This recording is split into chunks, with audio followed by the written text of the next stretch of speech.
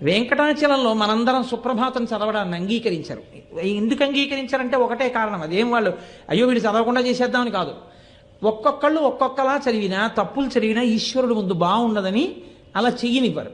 కానీ మనం ఇక్కడ స్వేచ్ఛగా సంతోషంగా అజ్ఞానినామయా దోషాన శేషాన్ విహితాన్ హరే క్షమస్వత్వం క్షమస్వత్వం శేషశైల శిఖామణి, తప్పుంటే మన్నించవయా అని ఇలా ఒక బారు తీరి వెంకటేశ్వర సుప్రభాతం పుస్తకాలు తెచ్చుకుంటే కౌసల్యా సుప్రజా రామ పూర్వా సంధ్యా ప్రవర్తతే ఉత్తిష్ట నరశార్దూల కర్తవ్యం దైవమాన్నికం అని ఒక బృందం వాళ్ళు అంటారు.